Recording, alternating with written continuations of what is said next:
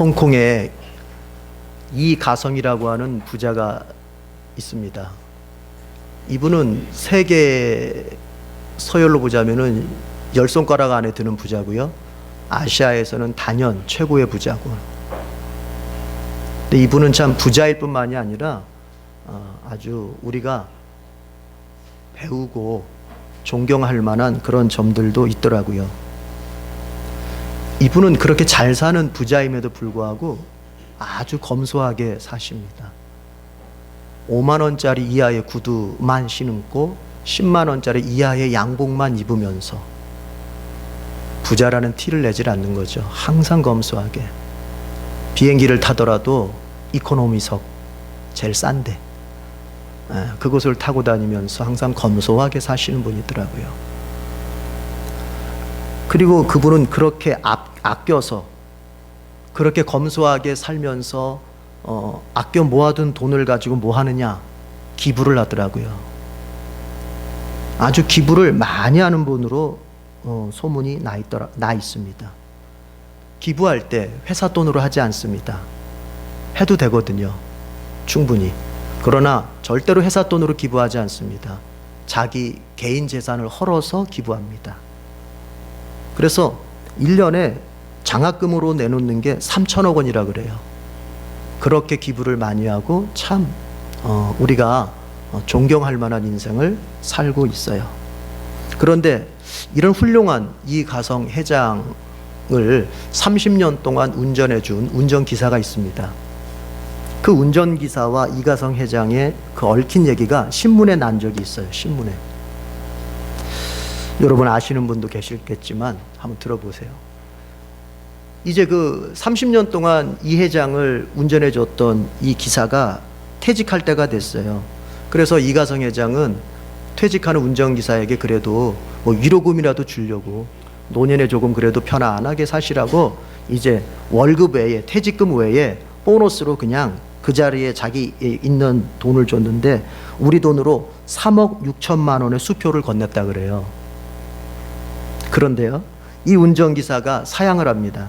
회장님 괜찮습니다. 뭐 그거 저한테 아직 필요 없습니다. 3억 6천만 원의 수표를 사양을 했어요. 그래서 이가성 회장이 참 귀하다. 이게 냉큼 받을 텐데. 그래서 물어봤습니다.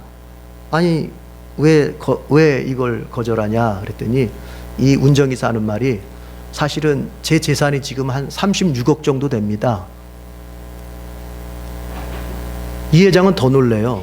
아니 네 월급이 뻔한데 월 뭐 한 100만 원 좀 넘을 텐데 어떻게 그거로 36억 원의 재산을 이루어? 그러자 이 운전기사가 얘기하기를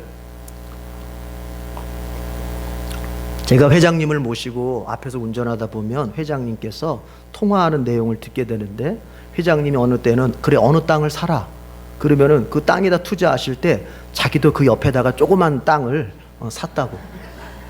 그리고 또 전화하다 보면은 그 주식 사라 그러면은 저도 그 주식에다 조금 투자하고 하여튼 회장님이 투자하는 데다 난 조그만 돈이지만 투자를 계속 따라서 했더니 제가 돈을 36억씩이나 벌었다고. 그런 얘기. 이게 신문에 났던 일화예요. 그래서 그 보너스를 거절을 했더라. 그러니까 그 회장님의 그 운전기사죠. 여러분 이 운전기사 참 정말 지혜롭지 않습니까? 그런데 이력을 한번 생각해 볼 필요가 있어요. 만약에 그 운전기사가 이가성 회장의 차를 몰지 않았다면 어땠을까요? 이가성 회장의 차가 아니라 그저 그런 사람의 차,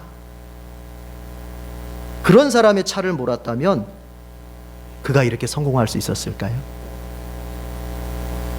사람은 인생을 누구와 함께 사느냐가 참 중요합니다.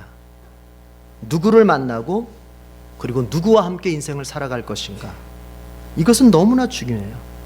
사기꾼과 가까이 하고 사기꾼과 함께 살면 그 사람의 인생은 여러분 아마도 사기꾼이 될 확률이 가장 높을 거예요. 그러나 만약 사업가와 더불어 사귀고 사업가와 같이 살면 그 사람의 인생은 사업가가 될 확률이 가장 높을 거예요. 신앙의 세계도 마찬가지예요. 날라리 신자 가까이 사귀고 날라리 신자와 함께 만나고 늘 가까이 하면 그 사람의 신앙도 여러분 형편없이 될 확률이 커요. 그러나 참 신자, 정말 예수 잘 믿으려고 애쓰고 노력하는 참 신자를 더 가까이 사귀고 더 만나고 더 더불어 사귄다면 여러분 그 사람의 신앙은 좋아질 수밖에 없어요. 왜냐하면 사람은 만나는 사람의 영향을 받게 돼 있어요. 이것은 하나님께서 인생사에 정하신 하나의 법칙이에요. 창조의 법칙에 속하는 거예요. 내가 누구를 더 가까이 하고 누구를 사귀고 누구와 함께 살 것인가, 우리는 잘 분별해서 선택해야 됩니다. 이스라엘 백성이 출애굽을 한 후에 하나님이 약속하신 젖과 꿀이 흐르는 땅 가나안으로 가야 되는데, 그 가나안까지, 그 가나안 복지까지 가는 데는 통과해야 되는 곳이 있습니다. 그게 바로 광야예요. 사막 한가운데를 통과해야 돼요. 자, 그런데 여러분, 사막은 어떤 곳입니까? 마실 물을 구하기가 어려운 곳이고요, 먹을 것 생각할 수 없는 곳이에요. 농사 지을 수 없는 곳이에요. 그것은 늘 위험이 도사리고 있는 곳이에요. 저녁에는 맹수의 위협을 받게 돼 있고, 또 이방 민족들이 언제든지 전쟁을 침략을 해올 수 있는 그런 그런 땅이 바로 광야 땅이에요. 또 여러분, 광야는 낮과 밤의 일교차가 40도씩 차이가 납니다. 낮엔 너무나 덥고 밤엔 너무나 추워요. 이게 40도가 차이가 나요. 몇 도 차이만 나도 그냥 컬럭컬럭 이런 곳을 통과해야 되는 거예요. 한두 명이 가는 게 아니에요. 출애굽한 이스라엘 백성은 장정만 60만 명이에요. 그러면 그의 가족들, 딸린 식구들 대략 200만 명 정도로 추상하고 있어요. 거기에는 이제 갓 낳은 피덩어리들도 있어요. 또 완전히 나이가 들어서 걷기조차 어려운, 몸이 다 약해져가지고 걷기조차 어려운 노인들도 있어요. 같이 어울려서 이 광야를 통과해야 돼요. 여러분, 이것이 얼마나 어렵겠습니까? 쉬운 일이 아닙니다. 그런데 결과는 이제 이스라엘 백성이 그 광야를, 사막 한가운데를 통과해서 가나안 복지에 딱 안착을 하게 됩니다. 그러면 그들이 그 모든 열악한 조건 속에서, 험난한 조건 속에서 그 사막 한가운데를 통과할 수 있었던 비결은 어디 있었느냐? 성경은 딱 한마디로 얘기합니다. 하나님이 함께 해주셨다. 그것 말고는 답이 없어요. 성경은 딱 한마디로 답을 요약해요. 따라합시다. 하나님이 함께 해주셨다. 이스라엘의 승리의 비결, 이스라엘의 광야 통과의 비결은 다른 데 있지 않습니다. 하나님의 함께 해주심입니다. 오늘 본문의 말씀은 고린도후서의 가장 끝부분입니다. 바울은 이 부분에서 이제 이렇게 얘기합니다. 여러분 11절 한번 보십시오. 11절 다 같이 읽어보겠습니다. 11절 시작. 끝으로 말합니다. 형제자매 여러분, 기뻐하십시오. 온전하게 되기를 힘쓰십시오. 서로 격려하십시오. 같은 마음을 품으십시오. 화평하게 지내십시오. 그리하면 사랑과 평화의 하나님께서 여러분과 함께 하실 것입니다. 사랑과 평화의 하나님께서 여러분과 함께 하실 것입니다. 여러분, 이스라엘의 광야 통과의 비결, 그들의 승리의 비결이 어디 있었다고요? 하나님의 함께 해주심이라고 그랬어요. 사도 바울은 여기서 이렇게 얘기해요. 사랑과 평화의 하나님께서 여러분과 함께 하실 것입니다. 하나님이 여러분과 함께 하실 것입니다. 이 하나님을 바울은 또 구체적으로 얘기합니다. 그게 13절이에요. 삼위일체 하나님에 대해서 얘기해요. 함께 하시는 하나님은 삼위일체 하나님이신데 13절에 다 같이 읽어보겠습니다. 13절 시작. 주 예수 그리스도의 은혜와 하나님의 사랑과 성령의 사귐이 여러분 모두와 함께 하기를 빕니다. 자, 여러분과 함께하는 하나님이신데 그분은 삼위로 존재하시고 삼위로 존재하시지만 다시 하나 되신 분이시다. 삼위라고 말하는 것은 성부와 성자와 성령으로 분명히 세 분의 하나님으로 존재하시면서도 동시에 그분은 일체, 그분이 한 분 하나님으로 존재하신다. 그래서 성자의 은혜와 성부의 사랑과 성령의 사귐, 옛날 개역개정 성경에서는 교통이라고 나오죠. 성령의 교통이 여러분과 함께 할 것이다. 여러분, 삼위일체 하나님이 우리와 함께 할 때 우리의 인생은 광야를 무사히 통과하게 되는 것이죠. 그런데 이렇게 말합니다. 사랑과 평화의 하나님께서 여러분과 함께 하실 것입니다 라는 그 말 앞에 여러분 조건문에 접속사가 붙어 있습니다. 이렇게 붙어 있어요. 따라해 봅시다. 그리하면이라는 말은 앞에서 이렇게 저렇게 하면 이런 결과가 온다, 그럴 때 쓰는 말이잖아요. 그러니까 우리가 앞에서 이러저러한 조건들을 잘 살펴봐야 돼. 그리고 그 조건들대로 우리의 신앙생활을 해나가야 돼요. 그럴 때 하나님께서 우리와 함께 하시면서 우리의 생을 도우시고 우리의 모든 인생 장애물들을 이기게 하신다는 얘기죠. 자, 근데 이 조건들을 가만히 살펴보면 개인적으로 힘써야 할 것이 있고 공동체적으로 힘써야 할 것이 있습니다. 개인적으로 힘써야 할 것 두 가지, 공동체적으로 힘써야 할 것 세 가지 정도를 지금 바울이 말하고 있어요. 자, 첫 번째가 뭡니까? 11절 맨 앞에 보니까 형제자매 여러분 따라합시다. 기뻐하십시오. 기뻐해야 됩니다. 기뻐하라는 것입니다. 하나님과 함께하기 위해서 내가 먼저 취해야 될 나의 신앙의 자세는 기뻐하는 자세예요. 여러분, 기쁨이라고 하는 것은 성령의 열매 가운데 하나죠. 갈라디아 5장 22절에서 말하고 있듯이 히라, 기쁨. 그것은 성령이 계신 사람에게 반드시 나타나는 열매입니다. 모든 기독교 공동체 안에서 필수적으로 갖추어야 할 덕목이 바로 뭐냐? 기쁨이에요.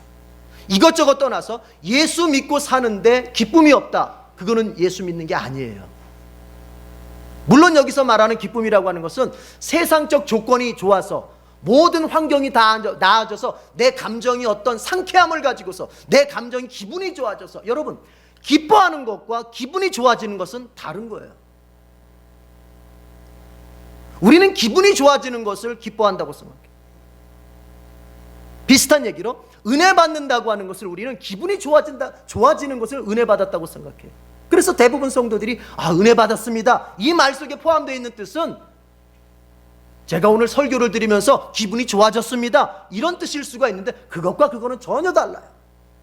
성경이 말하는 기쁨이라고 하는 것은 환경을 넘어서는 것이요, 성경이 말하는 기쁨이라고 하는 것은 우리의 기분을 초월하는 것입니다. 어느 날 여러분이 말씀을 들을 때 기분은 상할 수 있어요. 내 죄를 책망하고 나의 잘못된 습관들을 지금 막 성령께서 들추어내시기 때문에 기분은 상할 수 있어요. 그러나 여러분, 이상한 것이 있습니다. 그렇게 들추어내실 때 맞아, 내가 주님 앞에서 이렇게 살았구나, 주여 회개합니다, 이상하게 내 마음속에 기쁨이 생겨요. 기분이 좋아지는 것이랑 기뻐지는 것은 다른 거예요. 여기 성경이 말하는 것은 기뻐하라.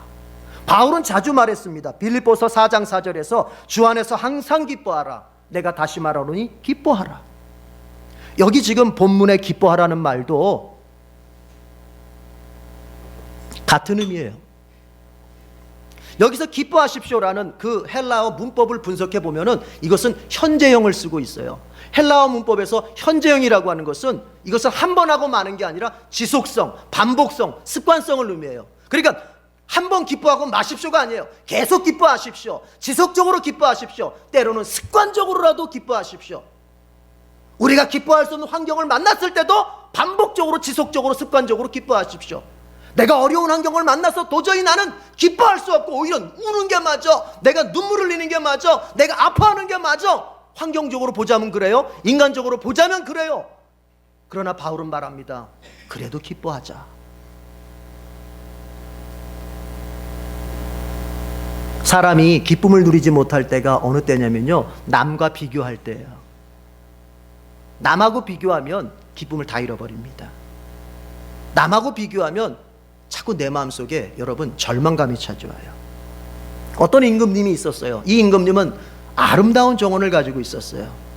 그래서 그 임금님은 정원을 보면서 늘 마음이 행복했어요. 그 어느 날 정원에 나가보니까 꽃들이, 나무들이 다 시들시들 죽어가고 있는 거예요. 임금님은 깜짝 놀랐어요. 내가 얼마나 정성을 들여 키웠는데 이게 다 죽어가나. 그래서 한 번은 이 임금님이 이제 근심에 쌓여가지고 키가 작은 참나무한테 가서 물어봤습니다. 야, 참나무야, 너 왜 이렇게 죽어가니? 그랬더니 참나무가 하는 말이, 임금님, 저기 멋진 전나무처럼 저는 키가 늘씬하지도 못한데 제가 살아서 뭐 하겠어요? 저 죽을래요. 그래서 임금님이 전나무한테 가서 물어봤습니다. 얘야, 너는 왜 이렇게 힘이 하나도 없니? 임금님, 저는 저 포도나무처럼 정말 맛있는 열매도 맺을 수 없는데 제가 살아서 뭐 하겠어요? 저 그냥 죽을래요. 포도나무에 가서 임금님이 물어봤습니다. 포도나무야, 너는 또 왜 너는 왜 이렇게 시들시들하니? 임금님이 가장 아끼시는 나무가 장미꽃 나무인데 저는 장미꽃처럼 화려하지도 예쁘지도 않잖아요. 제가 살아서 뭐 하겠어요? 하면서 힘없이 포도잎을 떨구더랍니다. 그때 임금님이 한숨을 푹푹 내쉬면서, 야, 내가 이것들을 어떻게 키웠는데 얘네들이 왜 이렇게 됐나? 한숨을 푹푹 내쉬면서 땅 밑을 바라보는데 그 임금님의 발 밑에 아주 작은 제비꽃 한 송이가 동그란 봉우리를 피고 싱글싱글 웃고 있더래요. 싱글싱글. 그렇 참 신기하다. 얘보다 잘난 다른 것들은 다 이래서 못 살겠고 저래서 못 살겠고 하면서 죽어가는데 얘는 왜 이렇게 못나기로 유명한 이 제비꽃은 왜 이렇게 싱글싱글하나? 그래서 물어봤어요. 너는 왜 이렇게 싱글싱글하니? 임금님이 나를 여기에다 심어주신 것은 제비꽃으로 잘 자라기를 바라신 거잖아요. 제가 장미꽃이 되기를 바랬거나 제가 포도나무가 되기를 바랬거나 제가 전나무를 바라서 여기다 심은 거 아니잖아요. 저 제비꽃으로 살면 되잖아요. 제비꽃답게. 나는 키도 작고 예쁘지 않지만 열심히 꽃을 피워서 임금님, 제비꽃으로서 임금님을 기쁘게 해드리면 되잖아요. 그러면서 싱글싱글 웃더랍니다. 여러분, 비교하면 인생은 파멸되는 거예요. 나하고 저 사람을 비교하면 망하는 거예요. 내 가정과 저 가정을 비교하면 망하는 거예요. 하나님이 나를 나로서 만들었을 때는 나로서 열매를 맺으면 되는 거예요. 목사로서 얘기해보죠. 목사가 자꾸 아이고 저 목사님 목회를 잘해, 아우 저 교회 큰 교회, 비교하면 죽는 거예요. 하나님이 나에게 은사 주신 대로 그저 성의껏 내가 정성껏 목회하면 되는 거예요. 여러분도 마찬가지예요. 여러분, 기뻐하기를 원합니까? 기뻐하기를 원합니까? 먼저 비교하는 마음을 버려요. 따라합시다. 나는 나로서 살면 된다. 인간은 자꾸 내게 없는 것과 할 수 없는 것 때문에 낙심하고 시들시들 죽어가거든요. 그러나 하나님께서 저에게 저걸 주었다면 나에게는 이걸 준 거예요.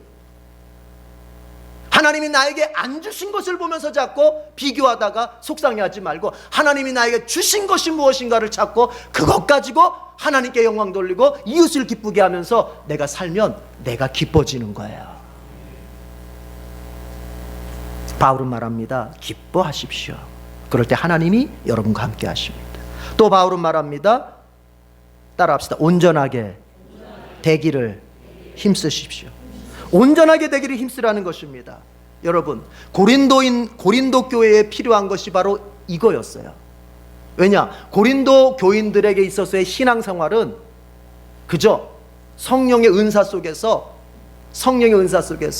그저 교회 안에서 자기의 어떤 능력을 막 발휘하는 것으로서 신앙생활이라고 생각했어요.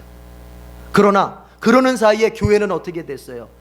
갈등이 생기고 서로 싸우게 되고 또 공동체가 서로 싸우니 한 사람 한 사람의 심령이 다 어떻게 됐어요? 다 상하게 됐어요. 여러분 그렇잖아요. 교회가 싸울 때 그 교회에 다니고 있는 사람들의 심령은 어때요? 다 상하잖아요. 그래서 온전하게 될 힘쓰라. 여기서 말하는 온전하게 되는 건 뭐예요? 이제 여러분 삶에 있어서 신앙을 완성해 가라는 얘기예요. 바울이 말합니다. 따라합시다. 너희는 구원을 이루라. 한 번 더 합니다. 너희는 구원을 이루라. 여러분 구원은 받는 거 아니에요? 예수 안에서 구원 받는 거 아니에요? 그런데 바울은 구원을 이루라고 얘기하네요. 그것은 어떤 측면이에요? 우리가 그리스도 안에서 하나님 자녀의 신분을 얻고 하나님의 의의 아들로서 신분을 얻었습니다. 그러나 우리에게 아직 남아있는 것이 있죠. 이 죄악에 오염된 육신을 벗기까지는 우리의 그 의의 신분, 하나님의 자녀의 신분에 걸맞는 도덕적 삶을 아직 살지 못해요. 여전히 게으르고 여전히 나태하고 여전히 음란하고 여전히 욕심꾸러기고 여전히 남에 대해서 항상 미워하고 여전히 내 욕망대로 해야 풀리고, 그것이 아직 우리 안에 고스란히 남아있어요. 아직도 우리의 육적이고 우리의 죄악된 인간성에 준하는 그런 마음들이 여전히 있어요. 여전히 질투하고 여전히 시기하고 이 마음의 못된 구석이 그대로 있어요. 여러분, 이제 바울이 구원을 이루어가라고 말할 때 그 이루는 구원이라고 하는 것은 그 못된 마음, 그 못된 심성, 그 못된 습관 어떻게 하라는 겁니까? 네가 하나님 자녀 신분에 걸맞게 이제 바꿔가라는 얘기예요. 여기 온전하게 되라고 하는 건 바로 그 부분을 말하는 거예요. 그 부분을. 여러분, 예수님 믿고 하나님 자녀 됐습니까? 여러분의 하나님 자녀 되심에 대한 믿음이 있습니까? 그러나 그것으로 완성된 게 아니란 말이에요. 여러분이 정말 하나님의 자녀된 그 믿음이 확실하다면 하나님의 자녀로서의 누추하지 않는 도덕성의 옷을 입어야 돼요. 무슨 옷이요? 도덕의 옷을 입어야, 도덕성의 옷을 입어야 돼요. 모두가 훌륭한 인격자가 될 수 있어야 돼요.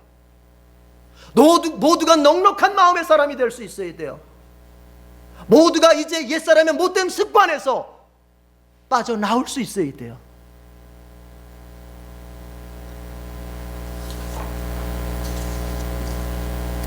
우리가 신자로서 이제 복음을 전하길 원합니다. 영혼을 구원하길 원합니다. 그걸 거창하게 얘기하자면은 선교하길 원합니다. 전도하길 원합니다. 뭐 선교, 세계 선교 좋습니다.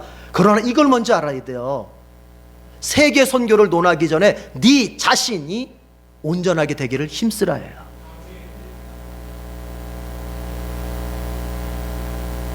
내가 그리스도 앞에서 온전하게 되어가는 것에 힘쓰면서 복음 전하는 일에 같이 힘쓰는 거예요.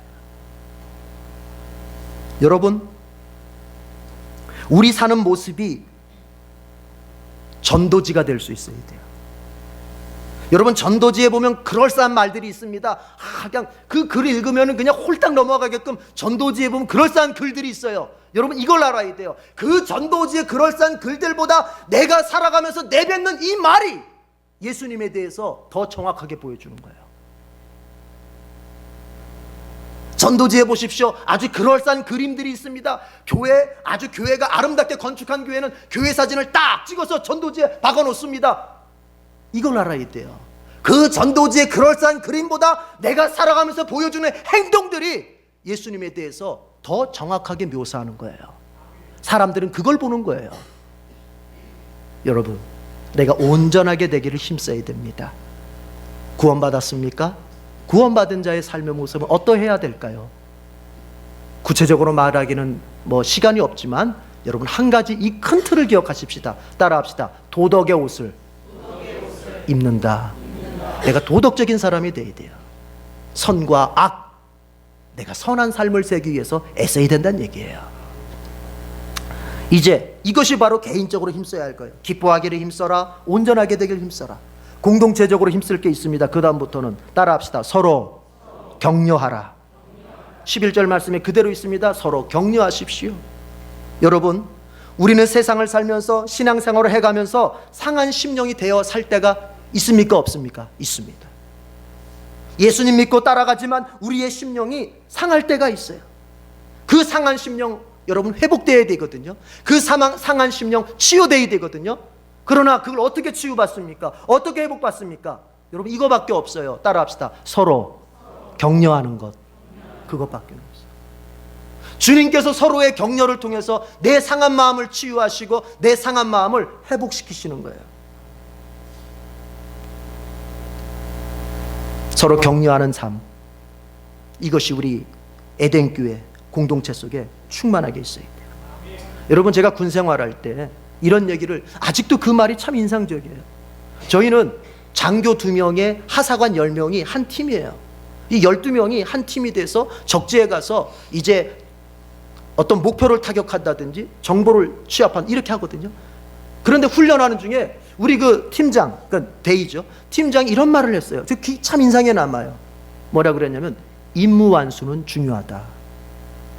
무슨 일이 있어도 TOT, 작정된 시간 안에 목표를 타격하고 작정된 시간 안에 정말 임무를 완수하는 것은 중요하다. 그러나 그에 못지않게 동료들을 데리고 가는 것도 중요하다. 작전을 뛰다 보면 동료들이 여러분 부상을 당할 때가 있어요. 그러면 결정을 해야 돼요. 이 동료를, 죄송합니다, 권총으로 쏴서 죽이고 임무를 완수할 거냐 아니면 끌고 갈 거냐, 이거를 결정을 해야 돼요. 12명이서 전쟁하다 보면 그럴 수밖에 없어요.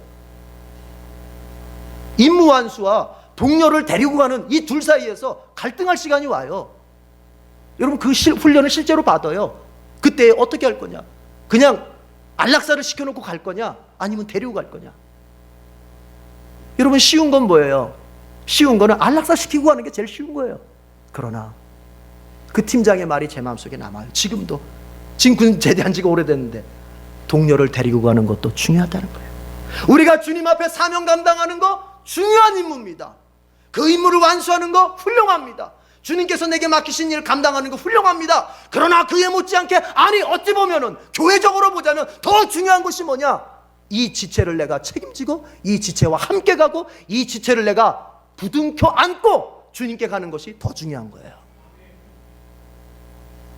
옳고 그름을 따지기 전에 절망한 성도에게 격려하고 그 상한 마음을 부둥켜 안으면서 주님께 다시 세워주려고 하는 여러분 격려의 모습이 하나님 보실 때에 더 중요한 거예요. 우리 교인들끼리 서로 격려의 말만 했으면 좋겠어요. 사람은 누구나 다 부족함이 있어요. 여러분 내 눈으로 보면 다 부족함이 보여요. 내 눈으로 보면 다 사람들이 이 사람은 이게 모자라고 저 사람은 저게 모자라, 다 그렇게 보여요. 눈을 바꿔야 돼요. 우리 예수님의 눈은 어떤 눈이었습니까? 부족함을 보는 눈이 아니었습니다. 예수님의 눈은 가능성을 보는 눈이었습니다. 그래서 12제자를 고만고만한 사람들 뽑은 거예요. 만약에 12제자를 뽑을 때 예수님이 부족함에다가 초점을 맞추고 뽑았다면, 여러분 왜 무식한 어부를 뽑습니까? 왜 학문도 제대로 갖추지 않았고 정말 인격도 제대로 갖추지 않은 그 무식한 어부들을 뽑겠습니까? 세리 왜 뽑습니까?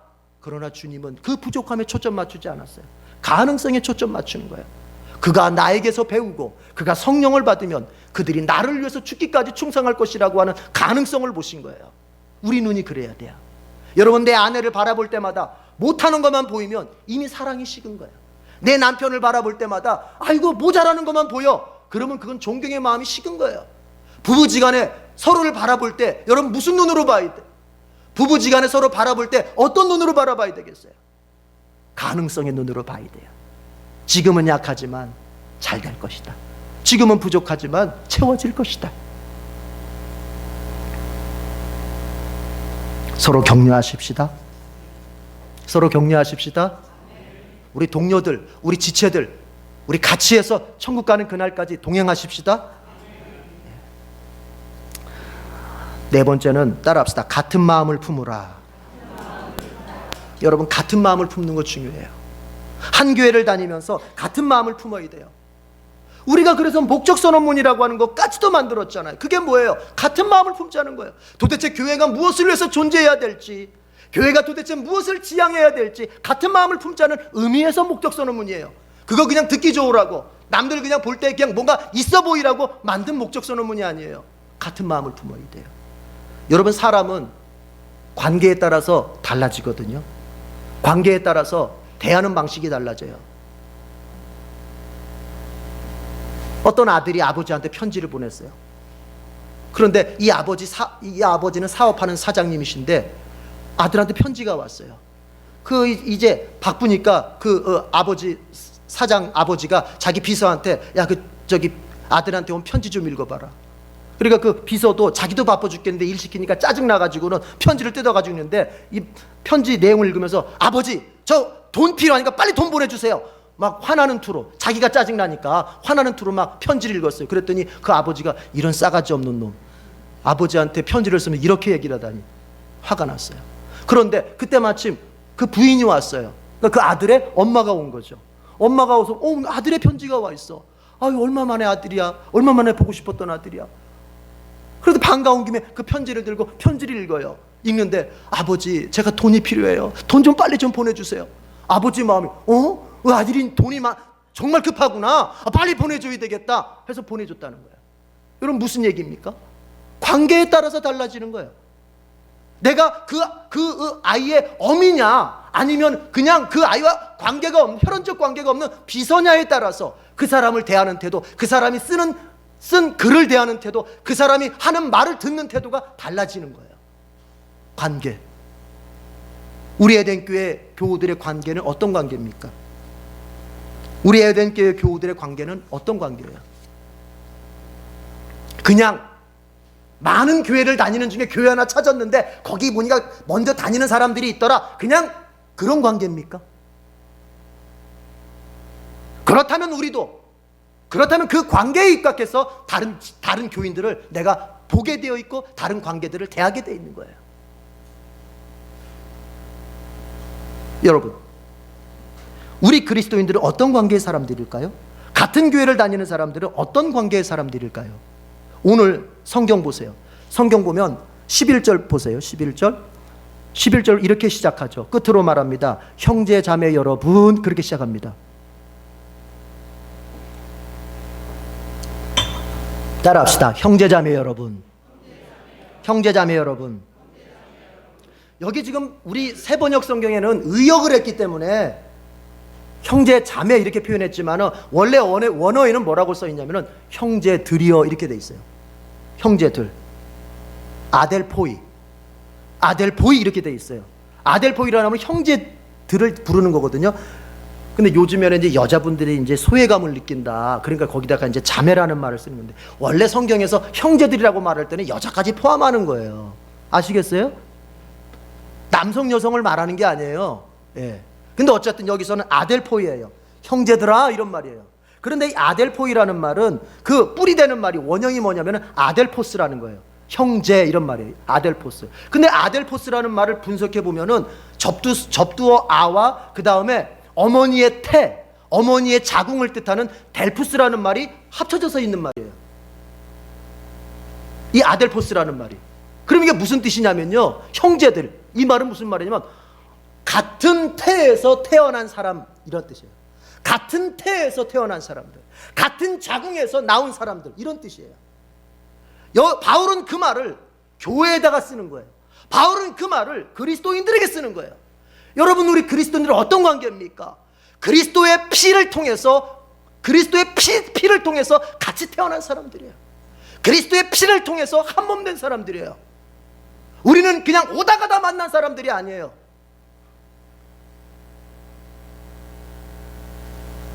이것을 믿으시는지요? 피를 통해서 일체감을 느끼는 게 가족 아닙니까?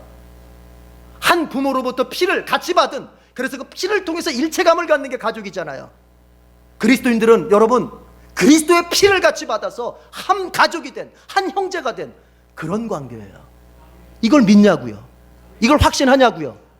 바울은 지금 그런 말로 여기 아델포이라는 말을 쓰는 거예요. 우리 옆 사람하고 이렇게 한번 얘기해 봅시다. 당신과 나는 형제입니다. 여러분들은 자매라, 여성분들은 자매라고 해도 좋아요. 다시 한번, 당신과 나는 형제입니다. 그런 거예요. 그러니 어떻게 해야 돼요? 마음을 같이 해야 돼요. 여러분, 제가요 목회하면서 보는 게 뭐냐면요, 가난해도요 약해도요 가족들이 한 마음으로 살면 반드시 잘 되더라고요. 반드시 잘 돼요. 지금은 어렵지만 형제들이 똘똘 뭉쳐가지고 이건 이렇게 하자, 저건 저렇게 하자. 형제들이 그냥 이번에 언니가 먼저 해. 우리 동생들이 뒷바라지 해줄게. 언니가 잘 된다면, 야, 저번엔 니네가 나 도와줬으니까 이제 언니가 이제 니네 도와줄게. 니네가 해. 형제와 자매들이 똘똘 뭉쳐서 사는 집은요 지금은 어렵더라도 되더라고요. 그러나 지금 부유하고 지금 다 갖춰 있고 지금 모든 것을 챙겨놓고 있어도요, 형제들이 그냥 만나기만 하면 으르렁거리고, 만나기만 하면 그냥 서로 그냥 네 탓이다 내 탓이다 싸움만 해. 여러분, 그 가정이 되겠어요 안 되겠어요? 그래서 우리 선조들이 오죽했으면 이런 지혜로운 말을 하겠습니까? 가화 만사성이다. 그거 진리예요. 가정이 화목할 때 밖에서 만드는 모든 일들이 다 성공하는 거예요. 성취되는 거예요. 마찬가지입니다. 여러분, 교회는 한 형제, 한 가족이에요. 교회 관계 속이 화목해야, 교회 관계가 내가 화평해야 여러분 어떻게 돼요? 내 밖에 모든 일들이 잘 되게 돼 있는 거예요. 믿으십니까? 어찌하든지. 그래서 그 다음에 이어서 얘기하겠습니다. 다섯 번째가 화평하게 지내라예요. 여러분, 교인들은 어찌하든지 다른 사람하고 화평하게 지내야 돼요. 여기 화평이라는 말은 구약의 샬롬이에요. 여호와 샬롬 할 때 그 샬롬을 헬라어로 번역한 말이에요. 여러분, 하나님의 평화, 하나님의 평강, 이것을 받았다면 그것으로 다른 사람을 내가 화평하게 지내야 돼요. 지금 우리 교회에서 혹시 누구와 누구 사이에 깔끔한 관계 있습니까? 아무개 집사와 아무개 집사 사이에 혹시 껄끄러운 관계 있습니까? 나 누구 때문에 정말 교회 나가는 게 힘들다는 사람 있습니까? 화평하게 지내야 돼요. 화평하게. 왜 그런 줄 아세요? 바울이 이제 말합니다. 그리하면 사랑과 평화의 하나님께서 여러분과 함께 하실 것입니다. 우리가 이것에 힘쓸 때 하나님이 우리와 함께 하시는 거예요. 여러분 기억하십시다. 이스라엘 백성이 그 광야 땅을 건널 때, 그 무시무시한 광야 땅을 건널 때 그들이 성공할 수 있었던 비결은 하나님의 함께 해주심이었어요.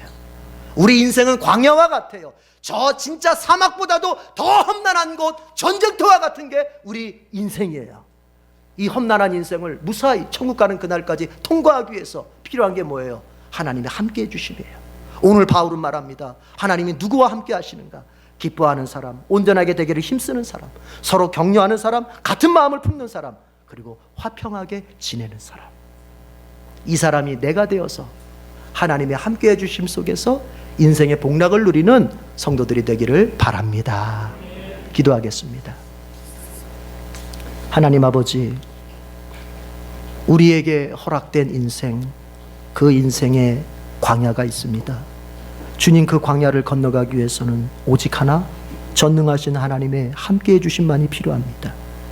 오늘 바울의 고린도 서신을 통해서 하나님께서 어떤 사람과 더 잘 함께해 주시는지 살펴보았습니다. 주님, 이대로 순종하게 하시옵소서.